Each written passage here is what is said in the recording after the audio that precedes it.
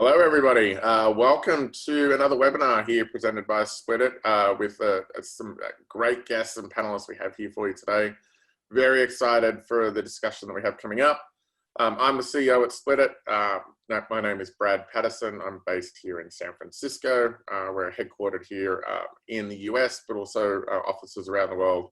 And we will have a topic today actually around global expansion, which we're looking forward to. And we have quite an esteemed global set of panelists here as well. Unfortunately, Nicole from Retail Minded has fallen ill and is unable to join us for today. But however, we have three incredible guests. We have Christian Steyer from Canyon. We have Chad Rubin from Scubana and Les Yates from InstaSmile. So I'm going to hand over to our guests to introduce themselves, maybe give us a bit of background, guys, about you, the company, and also tell us something fun about you so we can all get to know you a little better. So Christian, why don't we start with you? No problem. Yeah, I'm Christian Steyer working for Canyon. And what is Canyon? From those who were in the last panel, they actually know me and Canyon, but just telling it again, Canyon is a direct-to-consumer bicycle brand, and we do sell to I don't even know the exact number, but we do sell to around 80 to 90 countries around the world, including the US and all over Europe. And I'm working for Canyon since 5 years now and doing business development, customer solutions, which focuses on payments, which is why I'm in direct contact with Splitit. I'm also doing the account section where the customer can log in and doing all the stuff by themselves. And I'm also doing the customer data flows at Canyon. And yeah, basically, that's it from my side. Thank you. Chad, why don't we head over to you? Sure. Hi, everybody. My name is Chad Rubin, co-founder of a software called Scubana. If you think about it, it's never been easier to sell online, direct consumer, and going direct to everywhere. And we manage the complexities of the back-end operations to run and automate your business. Very, very akin to like Shopify, just like the yin to their yang. I started Scubana out of a need, which was actually running my own direct consumer business called Think Crucial, where we manufacture home appliance parts and accessories and we sell direct to consumer. I sell on 15 different channels. I have 2 different warehouses. That business is automated with 1 employee. We let our technology really run and automate my business. And we now support companies like Bird Scooters and Hubble Contacts and Young and Reckless and a whole host of other direct consumer brands. Happy to be here and thanks for having me. Great. Thank you, Chad. And Les in the mighty Liverpool. Hi, everyone. I'm Les Yates, Managing Director of InstaSmile. So InstaSmile are an alternative to traditional cosmetic dentistry. So typically cosmetic dentistry around the world is serviced by dentists, where you go to a physical dentist's office and have treatment surgically performed, which can be also expensive sometimes. So we provide an alternative way of doing that online, where it's a complete at-home experience for the consumer, and then utilizing cheaper pricing and also consumer credit, payment plan options, we're able to provide significantly more affordability to the market as well. So we currently operate in 4 international regions, but with cross-border all over the world. So we currently service probably over 100 countries today to purchase one of our products. And again, everything is completely at-home experience and everything is done via our offices. Fantastic. Thank you, Les. And thank you, everybody. So we have Christian in Germany, Chad in New York, and Les in Liverpool in the UK. So it's a global panel. Looking forward to talking about a number of different things, really around e-commerce growth and also global expansion and cross-border sales. Before we jump in, one quick housekeeping item. We will open up the last 10 minutes to Q&A. So you'll be able to submit your questions through the chat panel, I believe. And we will get to those questions in the last 10 minutes. So submit any questions you have for the panelists there, and we will try to get through as many as possible. And I'll ask the panelists those questions at the end. So let's jump in. Let's talk about e-commerce growth and driving growth through e-commerce. I can remember many years ago when there was predictions of e-commerce being 50% of all retail sales. And I'm talking 20 years ago during my time in early in the payments industry. And then more recently, people saying if we see a couple of percentage points growth every year, that will be a nice steady trajectory. I was listening to the eMarketer podcast over the weekend, and they were talking about the phenomenal growth as stated in the 360 digital commerce of around 30% year-on-year growth for the first half of this year for US e-commerce growth, and talks of that either continuing or talks of that possibly declining, but never getting back to the levels it was before. And what was interesting was talking about the brands that have reported incredible e-commerce growth, and talking about the brands that are somewhat laggards there. And one consistency I saw were those that were either native e-commerce or had adopted this many years ago, or had shifted very quickly into different business models, such as curbside pickup, order online, pickup, curbside, and a number of different ways of brands that facilitated that. But there was a common theme there of either natively in digital, natively e-commerce, or very agile in terms of adopting. So I'd love to use that as the first point to turn over to you. Chad, maybe we'll start with you, given I started with the US. What have you seen from your work with a number of brands be the common factor of those who have really seen, have embraced the shift to e-commerce in the last few months? And what have you seen from the laggards that haven't? What's the difference there? Well, I think category specific, right? If you're in travel, you're not doing well in COVID, at least during the pandemic. So I think that's one important piece. I think another important piece is essentially looking at e-commerce like Monopoly, like wanting to be on every piece of the board to win. So not just embracing just having a Shopify site, but going multi-channel into multi-marketplaces. So for me, for my own brand, for Think Crucial, before Skubana, we were on Home Depot, we're on Amazon, we're on Walmart, anywhere where there's eyeballs where I can get wallet share, that's where I want to be. And I'm seeing that same strategy replicated across brands online. And the second piece I would say is storytelling. Brands that even are selling commoditized, once you attach a story to it and you build community and audience, it changes the narrative and it becomes a moat that's really hard to sort of compete against.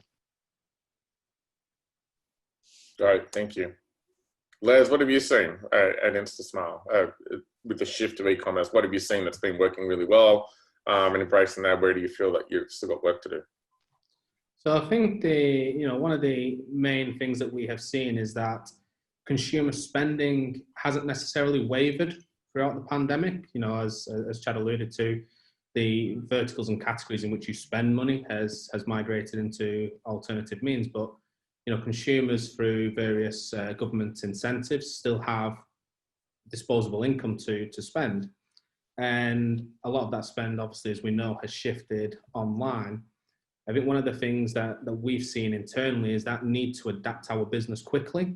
So if you're a business that suddenly experiences 100% growth month on month, you've suddenly got a significant increase in the number of customers coming through, and you still have to deliver the best possible customer experience to all of those consumers. And so it's how agile is your internal infrastructure to be able to cope with that? How quickly can you invest and adapt your systems to cope with that? And ultimately, over the next 6 to 12 months, I think the companies that have adapted to that best will be the ones that continue to prosper and continue to grow as a result. I think one of the things that we are still looking at and working on, I think globally, one of the biggest impacts for e-commerce businesses is the supply chain. Not necessarily the manufacturing process, but globally, freight around the world has increased in price significantly. And again, the conscious thing is to not try to pass that cost on to consumers. So again, it's how do you adapt your business model to be able to cope with those varying cost lines while still delivering that best-in-class experience for the customer. Great, thank you, Les.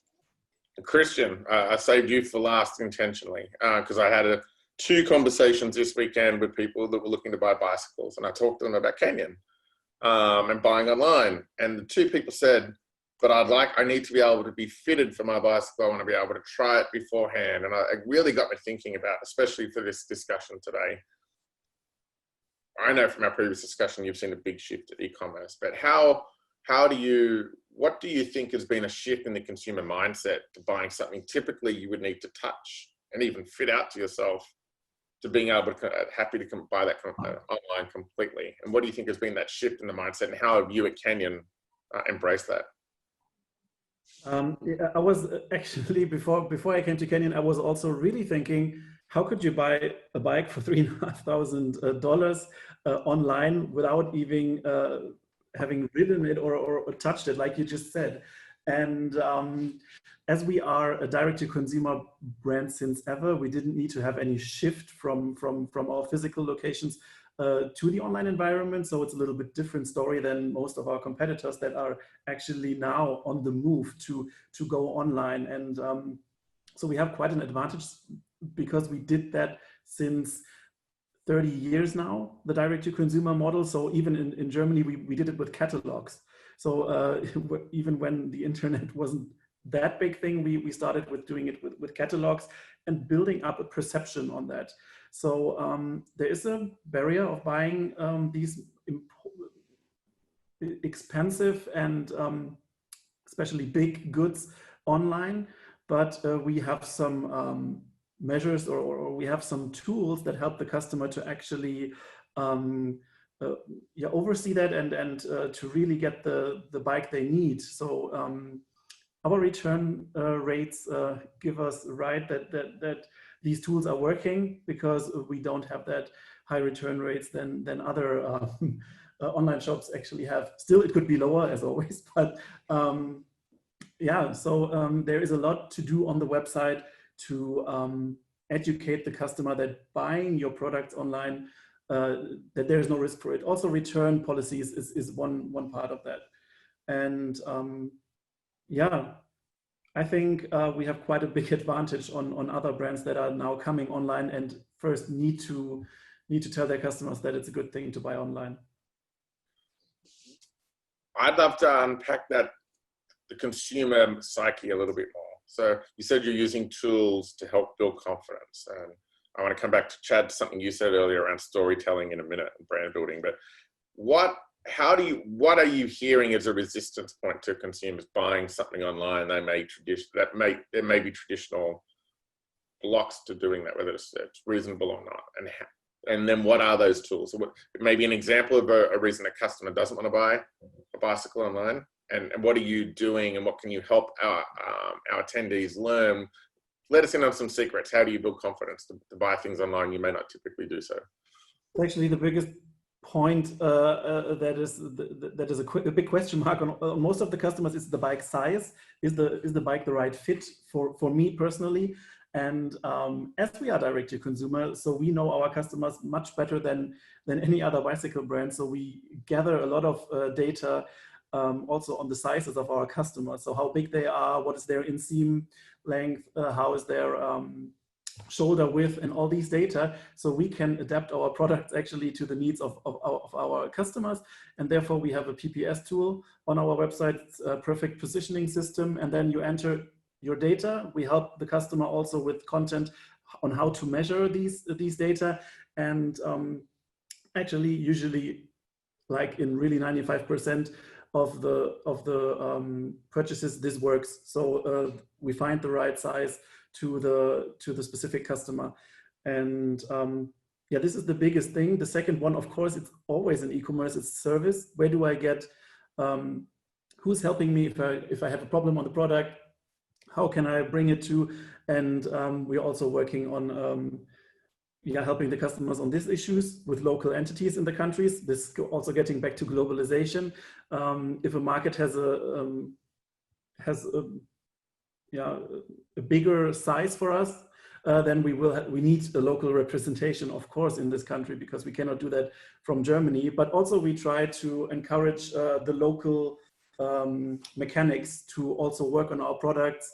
And we're very we're very helpful if a customer has a problem, sending them to a bike shop. And then, for example, if he has a bill of $100 US, we actually then pay them. If the fault is on us, of course. So the customer not necessarily needs to send back the product in any case. So these are the biggest two things. So it's size of the bike and how do I get my bike serviced. And then your tools to really build confidence, which is technology, asking for data to personalize, and then post-service, reducing that post-purchase dissonance by offering free returns, the local service, etc., helping people through that. Great, very useful. Thank you, very helpful. I want to come back to you, Chad, but I have to go to Les because I have the same sort of thought as people. You talked before about something that's traditionally offline, going to the dentist, and now there's an alternative way, and largely doing that online now. That very same question when you think of what is the hurdles that a consumer needs to jump over in their mind to start buying something like this online, and then what tools are you using. Let the audience and I know some secrets that you've developed that you can share with us. Sure. Yeah, I think, we discussed this quite a lot internally around, trying to convince somebody's traditional consumer behavior to go online. And, certainly in our industry, it's a large ticket value item. The difference between online and offline is simply that offline, you can go into a physical location, you can see it, you can touch it, you're speaking to a human, you know that they exist. And the word that comes out of that is credibility. And so that's what we have to do online. We have to be a credible source for somebody to be comforted in the knowledge that, okay, I'm going to make this large purchase with this business, and I'm confident that the business will deliver on what promises it's outlaid to myself. And so that's the key thing that we always have to overcome, is delivering that credibility to the customer. And that's done in a number of different ways for us. The most powerful way that we can create credibility is user-generated content. A lot of businesses will underestimate the value in user-generated content, but for us, it's actually one of the key drivers to help our consumers look at these before and after images of consumers without and with the clip-on veneers and see, well, actually, that person is relatable to me, and I can see that they're a real human being with their own real reasons why they've gone to InstaSmile. And actually through that and through the videos that we use, that gives the customer the confidence that, actually this is a genuine solution for myself. The second part then is the partners that you align with. So, if you take Splitit as an example, where it's a credible brand, aligning yourself to that brand also provides the comfort to the consumer to say, well, actually, okay, I believe in the product. Now I also believe that when I make the purchase, it's actually going to be used to deliver my product to me. And so looking at the credibility, looking at the touch points within the customer's journey, where are they creating hesitation, and why does that hesitation exist? And then putting the resolutions in place to remove that hesitation. And again, all comes back down to, at each step of the way, providing credibility to the consumer. I love it. I love it. Thank you. And it's a great segue, actually, Chad, to something you brought up earlier related to this around storytelling. I think of brand building and the importance of brand building, and especially in times such as these in a pandemic. I think what Les was just touching on, very fascinating there around credibility and building trust in your brand. As somebody that supports a number of brands, what have you seen in terms of what works of building a brand in an online environment, especially those that are digitally native and almost only digital in a world where omnichannel is taking different forms now? Can you share some secrets of what you've seen, maybe some emerging brands or some companies you're supporting, of how they've built their brand and addressed some of the things that Les spoke about? Yeah, and I think this actually touches on a little bit of what Les said, and also Christian, which is they understand their customer more than anybody else, right? They have a technology head start, and even when it comes to bites, they're teaching their customers something. And when you start to teach your customers something and they can learn from you, there's a paradigm shift that happens. When they learn from you, there's just a different relationship that occurs. It's kind of like when a chef launches a recipe book and just shares all his recipes with others. And so I think that's one of the big things, is that you're seeing brands starting to teach their customers something that they didn't know before. And that hits on trust, that's comfort as well, that it hits on as well. But the audience starts to come to you versus you trying to find customers. And so I think that's a really, really important piece. And if you look at it from Alo Yoga, for example, they sell yoga apparel. Now they have an app that they've doubled up with. They understand their customers so much that they know what classes to offer to their customers, and they become like the one place, the one-stop shop, the information source. Or like you take someone like Brightland, which is olive oil made in San Francisco, and they're teaching you all about your olive oil, why their olive oil is better, and why you need to be buying their olive oil, and all the differentiating factors, and then sharing recipes on top of it. So I think that's a really, really important piece, is that shift of becoming that chef, becoming the source of information. And get very specific, some tips for our audience, folks that are leading e-commerce businesses or in this space. How can I really get that user-generated content, as Les was saying? How do I build that credibility online to teach? Well, I think firstly it comes down to data, right? And we're all sitting as direct consumer brands. You're sitting on so much data, and most of those troves of data aren't even being used. And so, and I know like Christian's sitting on tons of data, even Les is, and I'm sure there's lots of data that they haven't uncovered. So I think that's one piece, is like really taking a sense of like understanding your data. I know from my own e-commerce business, we started understanding where people were buying and what percentage of our revenue was coming from each state, to decide on where we were going to start positioning our second and third warehouse to shorten our lead time. And certainly since the post office went zonal and you're starting to pay for anything under 13 ounces based on the zone that you're in, like we needed to minimize that expense. And so that just came down to really looking at the data itself. But each brand is doing something different, right? Brightland is doing something very different than, say, InstaSmile or even Canyon Bites, right? But I still believe the fundamental pillar is building an audience and becoming a platform where people go and search you out versus you going to find a customer. And that comes into just dropping value as often as possible to your user base. Fantastic. Great. Okay. Thank you. Some very useful tools and some great tips there. I could talk about brand building and storytelling for a long time, but I'm going to move on to another topic for e-commerce, mobile. Another stat that I saw in digital commerce, and that was talked about in a previous eMarketer podcast as well. Predictions of over 50% of all of e-commerce or of digital commerce will happen on a phone. And I was surprised it's actually not even there yet. If you look at, I know from our data, majority of purchases are initiated and completed on a mobile device, but we have actually seen a shift back towards desktop. So I'd love to hear from you. Maybe we'll start with you, Christian. How important is mobile to your e-commerce or your D2C strategy?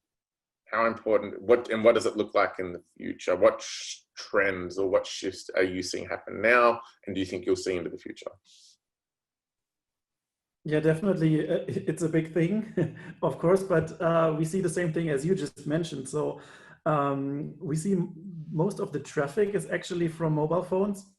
But if it comes to conversion, actually the desktops are performing way better. So mobile is actually a good way, and this refers back to trust and storytelling is a thing where you can tell stories, where customers inform themselves about the products.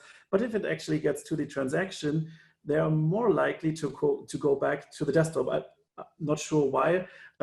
We sometimes thought maybe they are just at work, and on the weekend they inform about their bikes, and then they're on the desktop at work time and buying the stuff online.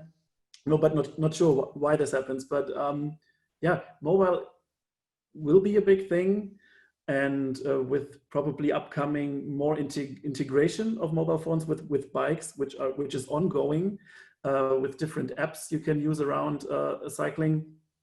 This will be a really big thing, but not the only thing you should focus on for the upcoming years, I guess. So tablet and desktops will still be, yeah, a sales channel or a device that you have an eye on, should have an eye on.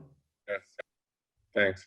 Chad, mobile, US or globally, are you seeing something similar to what Christian spoke about or something different? I mean, I think most e-commerce brands and merchants have experienced the mobile, what do they call it, the mobile moment, where over 50% of your revenue is generated from mobile. And I don't know about that if that's actually specific to Christian's business because it's a very high average order value. But at least from my own business, from seeing our customers on Skubana, there's a few things, probably like nuggets I would talk about, which is one, live chat, being able to be readily and available, even if you're on mobile. And then two, a lot of companies now have been leveraging SMS marketing for win-back campaigns and to essentially even drive more value to your most valuable customers. And that's all happening on your mobile device, right? The SMS piece. So I think that, along with lastly, FAQs that are readily like optimized for mobile, and phone numbers where people can just like hit a button and just give you a call, especially if you're a high average order value, are key differentiators that a lot of other brands and merchants just aren't doing. It'll blow them away. Great, thank you. Les, are people, what is it different for the veneer business, for InstaSmile? Is it the same? How are you seeing mobile evolve over the last couple of years and more recently during the last few months? Yeah, so for ourselves, for a number of years now, over 95% of our traffic will originate from a mobile device.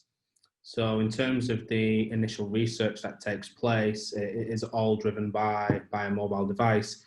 We do see a lot of transition across into desktop, and sort of alluding to some of the earlier points around data. It's interesting when we actually look at our data and who is actually then converting onto desktop, because it's dictated by age range.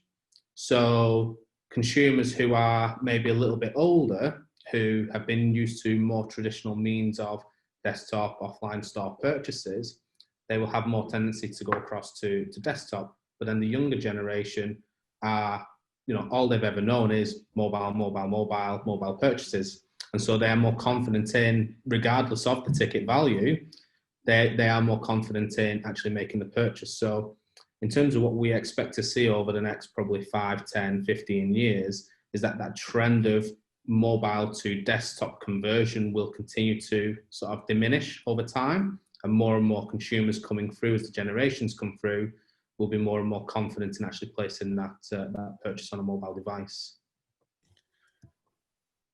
You said a couple really interesting things there. I'd like to sort of dive in on a couple just quickly. You talked about the data. You all talked about looking at data across platform and understanding that. If I'm getting started or I'm in a business that doesn't have the data, what should I look to? What should I do in terms of tagging, attributing my data to understand that a customer on a mobile device is converting on the desktop, and then understanding all the things that you just spoke about? Where should I start? Because we talk to so many brands that say we just don't know. Do you want me myself to answer that? Yeah, sorry. Yeah, yes. Yeah. And then after that chat, or Christian, if you want to jump in as well. But you spoke about it. So yeah, there's two things that I think as a starting point for any business. One, which is obviously Google Analytics, is readily available, and it will to some degree provide you the insights in terms of cross-device behavior. And you can start to see some signals. The truth is, nobody has cracked full 100% device to mobile to tablet tracking. Google's been trying to do this for a number of years now, and I've seen many iterations of their attempts to do it. The best thing that you can do is look at your data, understand your data, and trying to create the correlations between the behavior. The second piece to layer on top of that is to simply speak to your customers. Your customers will help you to understand their behavioral choices and why they perform actions in a particular way. We regularly survey through one-to-one sessions with our customers or through survey forms around their behavioral choices, and they're more than willing to provide the feedback. And the amount of data that we get back from that is so insightful that, again, it helps us to understand why consumers are making particular decisions, and again, how then we can improve ourselves as a business to continue to adapt to those changing behavioral habits. Great. Thank you. I love it. Speak to your customers. Like, the data's imperfect, but draw correlation and then speak to your customers. Anything to add, Christian, Chad, to that? I think, I think that's good. Go ahead, continue. Christian. Please. Okay, so no, I think for us the biggest challenge, of course, Google Analytics is the tool to be, but for example, also it's very important to see how customers behave on the website. So using tools like Hotjar, but then you have also these backend systems with the shopware, like you have the Salesforce environment, we have the SAP environment, then we have all of the payment providers that also have their insights. Then you have the Instagram and Facebook analytics. So I think the challenge actually is to really condense all the data and really make findings out of it, and not only look at one puzzle, one piece of the puzzle, and not the whole picture. I think this is still a challenge which is ongoing, and we have a lot of data, but like already previously said, it's very hard to have the full picture and not only focus on one tool or one key finding out of it.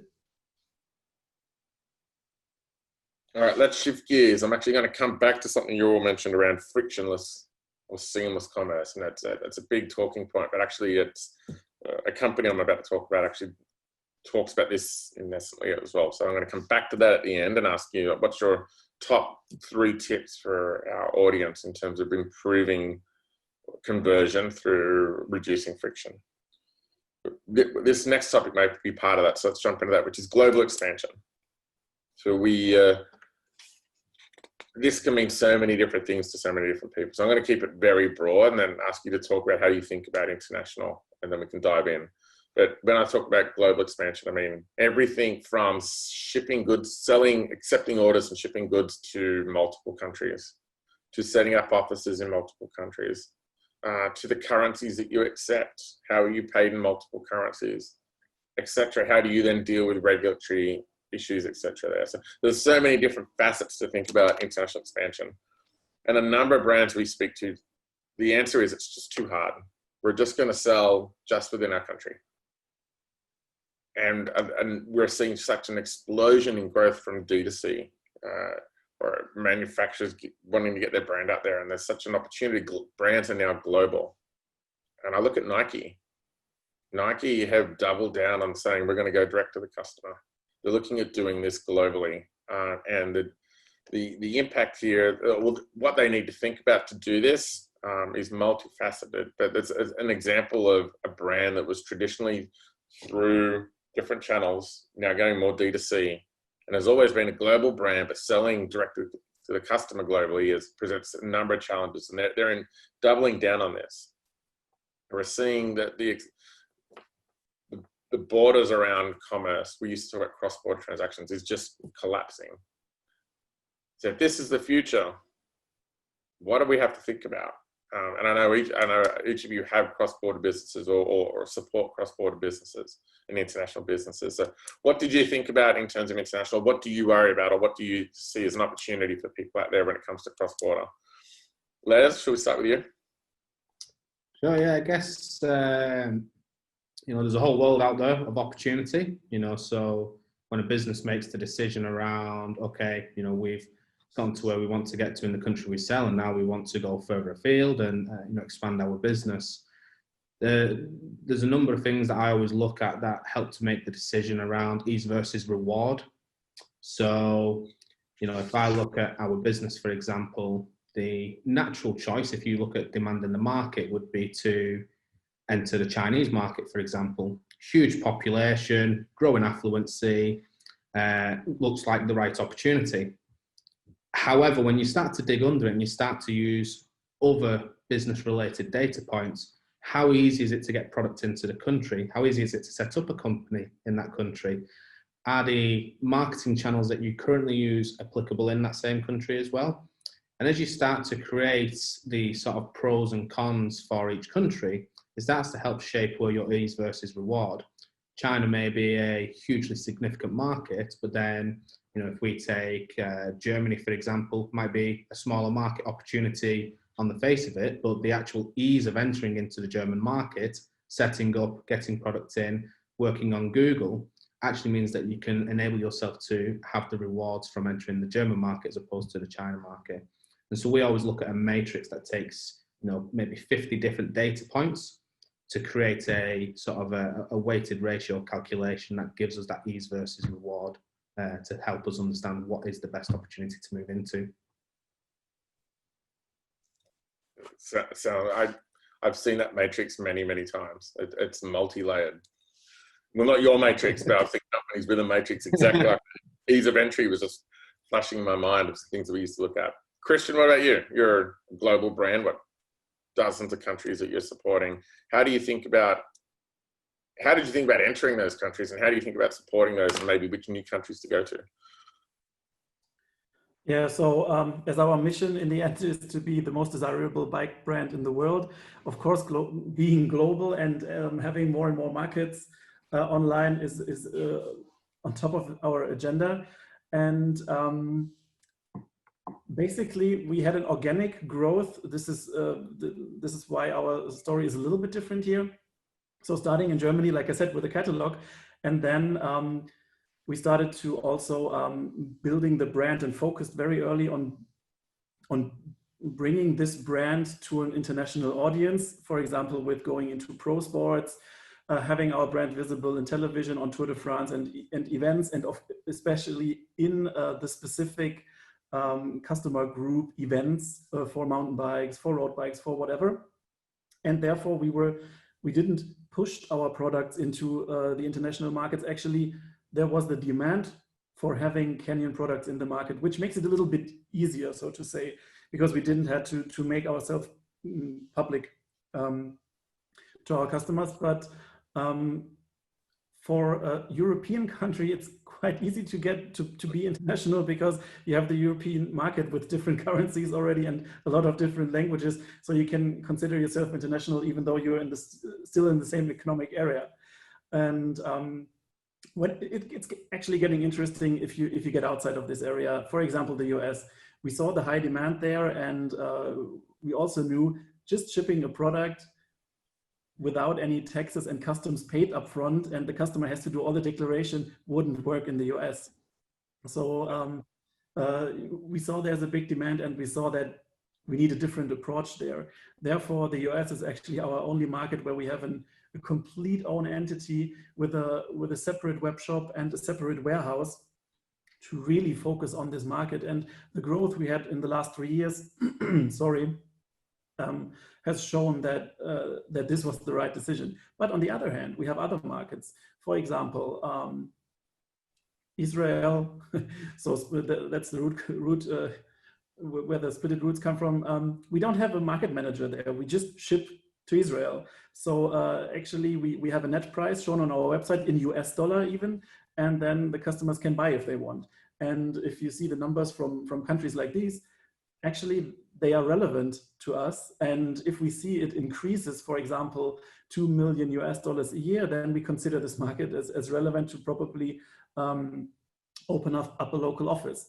First, it might be a contractual partner. And if the market is even more relevant, then you can also open up an own subsidiary, which offers a local service. So in the end, everything is very, how to say that, it's very centric to the German headquarter. So we want to have everything under control from the headquarter, and therefore the infrastructure is also crucial, because it could get very hard to manage these. I think we have around 18 offices around the world. Otherwise, it would get very hard. So yeah, that's. I could even tell more, but this is a long story short. I think I could ask a ton of different questions based on 3 things you just said, but I'd love to hear from Chad as well. Yeah, so the way that I would look at it is, how do you limit hair loss, time, and money spent? And so for me, I'm a huge fan of like dipping my toes in the water to see if it's warm. And there's ways now, since it's never been easier to sell internationally, you don't actually have to create a subsidiary. You don't have to have a footprint with boots on the ground in the actual country itself. It's sort of like digital warfare in a way. And so one of my suggestions is if you're in the United States, for example, and you're dialed in today, looking into just capturing North America, right? So you're including Canada in that, and then start going east. And one of the ways that you can do that is I believe, is through marketplaces. It allows you to essentially capture an audience and a community using a platform of someone else's, understanding the data, understanding how they buy, and then doubling down on that strategy. So like, for example, if you're moving into Germany from the United States, or you're moving into the UK, or Germany is actually Amazon's second biggest marketplace, not the UK and not Canada. And so going into Germany, but then there's other issues that arise from that. So for example, localizing your product detail page into the actual culture that you're selling into. And I think that's probably where people start to get challenged. Or even in the UK, right? If you're manufacturing vacuum cleaner parts, and in America it's called a vacuum, but in UK it's called a Hoover. Those types of things are really, really important, and investing in resources and people that are native that can really help you build and tap into that culture, I think is critical. And there's ways, by the way, you can get a 3PL in the international country, or you can even use Amazon's fulfillment center and do multi-channel fulfillment, even if you establish an off-Amazon presence. There's ways that you can do it in a way that, again, going back to limiting time, money, and hair loss, that can empower you as a brand to succeed internationally. I love it. I'm going to embrace it. I love the first one. Limit hair loss, time, and money. I love it. Les, you've got, right. How many countries is Instant Smile in? So we have local subsidiaries in 4 countries in total. We operate a Euro website, but we service, like I mentioned earlier, we've serviced over 100 countries worldwide. So we have this sort of mixture between general cross-border and also having local subsidiary operations as well. Yep. So I'm very familiar with your UK and US side. So it's one of your close partners. It's something and it's something Chad just said, and is informing this question. How different are those two businesses when it comes to how you talk to your customers, what you learn from your customers, the content on the site, the user experience? How similar and how different is it? And what should we be looking at as an audience as to where do we lean into the differences versus what do we keep similar? Yeah, I think it's an interesting thing. I always use the rule of thumb that it's a 50-50 game going into a new country that is not from your background. So 50% of the activity will typically be the same, i.e., okay, Google is in both UK and USA, so you can use Google in both those countries, and they operate in very similar ways. But then you have the other 50% where you are starting to get localized, you are starting to understand the differences and the cultural differences between the countries. And that's where you then start to, as sort of Chad alluded to early on, that's where you start to need to use partners, use agencies who have that localized knowledge to understand, okay, if a consumer behaves this way in the US, how are they going to behave in the UK? And you have to treat them independent of one another. It's not a one-size-shoe-fits-all scenario. So if I look at a key difference that we see, particularly between the US and the UK market, if we talk more about monthly affordability to the US market, we will get a significantly better result than talking about discounts. But in the UK, it's the other way around. If we talk more about the discounts that we have on offer, the consumer will react more favorably than us talking about how much it's going to cost, because the UK consumer just wants a deal. That's all they're after. They just want it at the cheapest price possible. American consumer wants to just make sure that they can afford it on a monthly basis. So sort of dipping, again, as Chad alluded to earlier, you can dip your toe into the market by using that 50% rule, but then to really then sort of really cement yourself in the market, then you have to go the extra step further and really understand those differences. Great. All right, last question before we jump into the Q&A. I want to so we think everything we've just spoken about today. What's your top tips? I love things in 3, so if you got them in 3, great. But what are your top tips for the audience to reduce friction at checkout and improve conversion?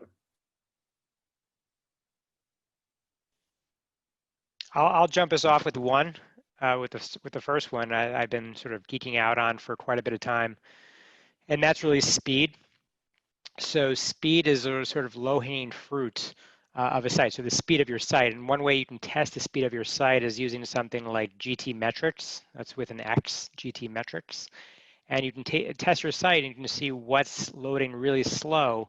And like small, they say these small hinges swing big doors.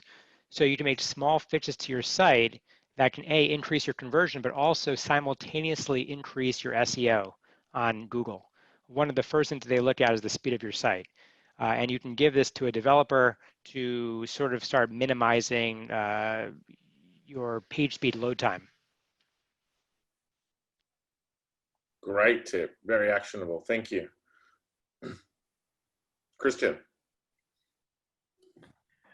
I'm actually not really into the checkout optimization at Canyon, but in general, I think also when hearing feedback from our customers, it's keeping it as short as possible, but as long as needed, because there's also a lot of operations behind the information you will gather from the customer and the checkout, which is actually needed, and but it shouldn't be like a 10-step checkout that is killing conversion. So we try to keep it as short as possible, but as long as needed. That's it from my side.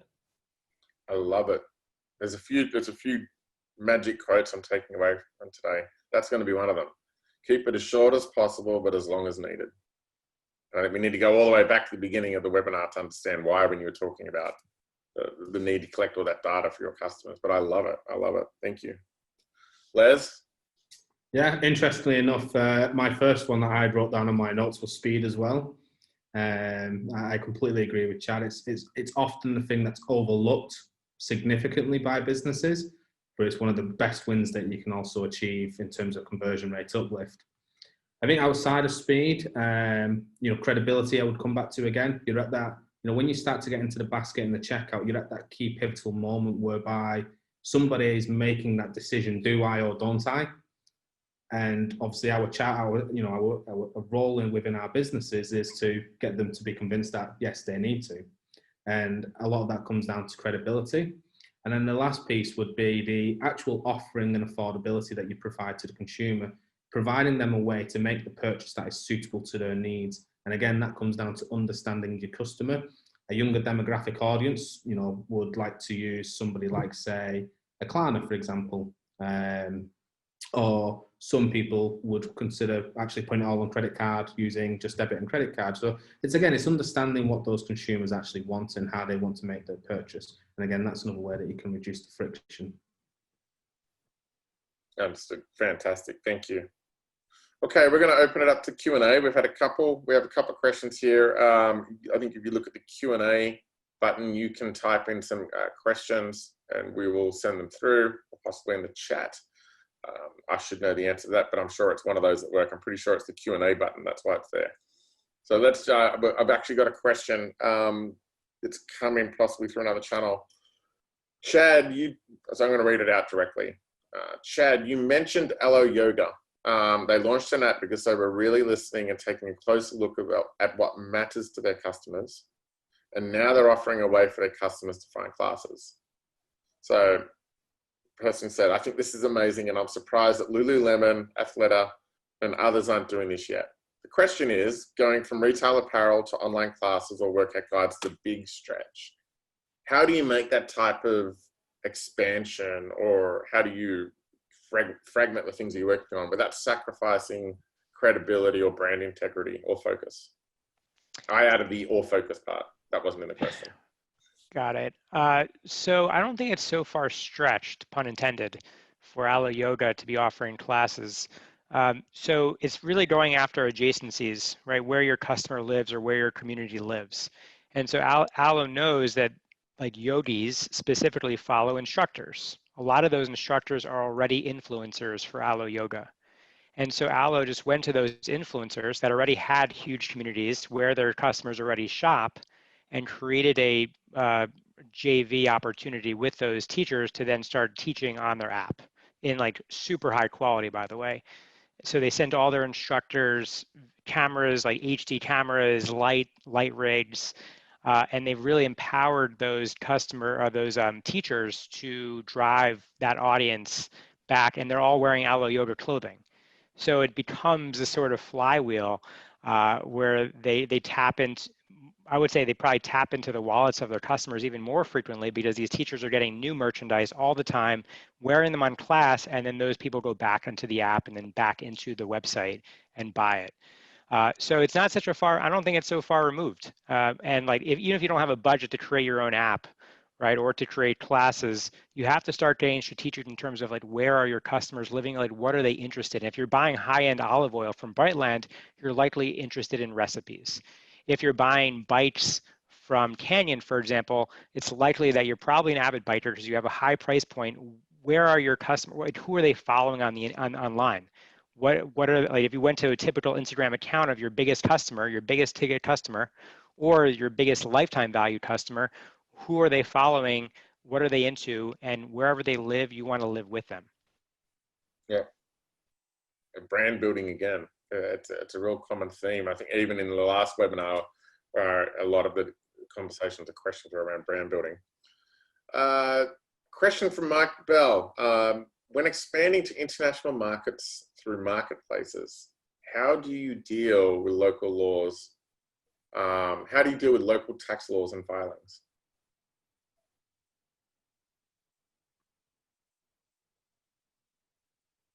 I can pick this one up if you like.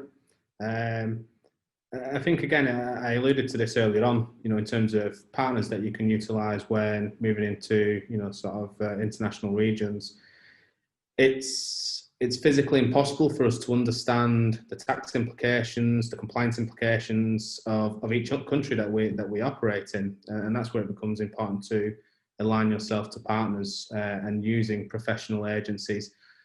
A lot of the time, people may think that that's really expensive, but actually it can be done very cost effectively. And as long as you have the baseline knowledge and you have somebody protecting you in that way, then it makes it a lot easier in terms of the entry into international regions. I've done it both. I've entered a market doing it all in-house, and I've entered markets using third-party agencies based in those countries. And probably most of my hair loss came from actually doing it in-house as opposed to actually using third-party partners.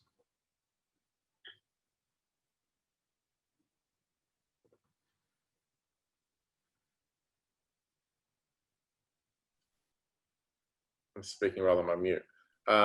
Thank you, Les.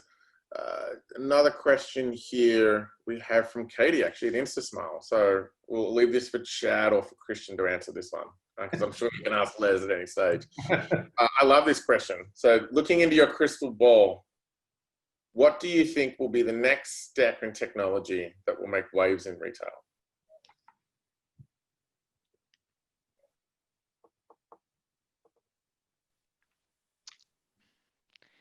That's a really good question. I like to think maybe 6 months or a year in advance. So I think there's probably two things that I can foresee happening. It's already happening, right? Instagram, or like, I think whoever owns discovery owns checkout. So like Shopify is one removed from discovery. And so Instagram, that you would talk about a frictionless process. Instagram would be a layup to allow people to then find something and buy it on demand and check out through Instagram. And I think that'll be a really powerful force when you're competing against something like Amazon, or even from like a lot of the rebels that are using Shopify sites today. So I think that's really interesting. And I would say my other crystal ball when I'm thinking about this is, like, I'm thinking to myself, okay, so Uber or Lyft, they know where the driver is. They also know customer demand because they're actually in the app using the application to order food. One thing that they're missing is like an inventory feed to be able to feed in inventory. And if Instagram could, or if Uber or Lyft could actually enable you to upload inventory directly to their website, not just big box retail inventory, but like independent merchant inventory into their application, you have just enabled like same day shipping within hours that's localized. And I think that is really, really powerful. Fantastic. I love it. Thank you. Christian, what does your crystal ball say? I would love to know that, actually, but So yeah, it's very hard to predict, and there's so much going on, and there was so many changes when it comes to technology in the last years at Canyon, so that I really can't see the next big thing that happens. Actually, what I little bit hope is that the whole system landscape gets more integrated and easier to speak to each other, because this is one of the big pain points for a lot of companies. So I think that companies that integrate all of these different technologies will be a big thing in the future, that can help companies to integrate all of their systems into one, not one system, but to help them to have one interface with all of the different systems. So this might be a big thing in the future, because it's very diverse, the whole the system landscape the customers or the big companies have. Great, thank you. And Les, we have to hear from you. We all want to hear your answer. Even though Katie may hear it from you every day, but we're looking at the future. What's the technology that's going to change retail? Well, I think it's an interesting one, because you also have to consider the high street as well. And when the pandemic does subside, consumers will, in some form, return to the high streets. We're seeing it here in the UK already, where stores around the area have opened back up, and people are going back to the high streets, albeit online is growing significantly faster year on year. I believe over the next 6-12 months, and this is where e-commerce businesses really have to be more innovative in its experience. Where high street stores have failed is trying to keep that traditional experience in a retail store. And if you look at the likes of Amazon at the moment, where they're creating that offline grocery store experience, one of the things that I was actually talking to a friend of mine about last week was, you have all of these travel agencies now where the high street stores are suffering. But actually, if you created a virtual reality experience within the travel agency, connecting it to the online journey, how much of an improvement to your conversion rate would actually take place by connecting the two experiences together. I think we'll see a lot of offline and online businesses doing that, but then I think that will also drive innovation for pure online businesses as well. I love it. I love crystal ball gazing. And this just keeps coming back to the same, we just keep coming back to the same theme. Chad started off talking about storytelling, and we've talked about building credibility. You're talking now about experiences. We talked about the importance of personalization, a customized experience again. This comes back to brand building. It's really about focusing on your customer, building a great and building experiences to build your brand. I haven't heard anyone talk about hacks or tricks to get extra sales, to get extra eyeballs. This is a real evolution, and I've really appreciated this conversation, which is investing in your brand, and that means multiple different things, versus investing in hacks to try and get that one extra sale. Is the secret to building long, sustainable businesses that customers love and admire. And your three businesses are a testament to that. So thank you. We're at time. Les, Chad, Christian, thank you so much for your time. Everybody that joined us, thank you very much. We will put a recording up of this webinar for anybody. So if you want to tell your friends about it, listen in. And we look forward to seeing you on the next one. Have a great day and a great week ahead, everybody. Thank you. Thank you. Thank you, everyone. Bye.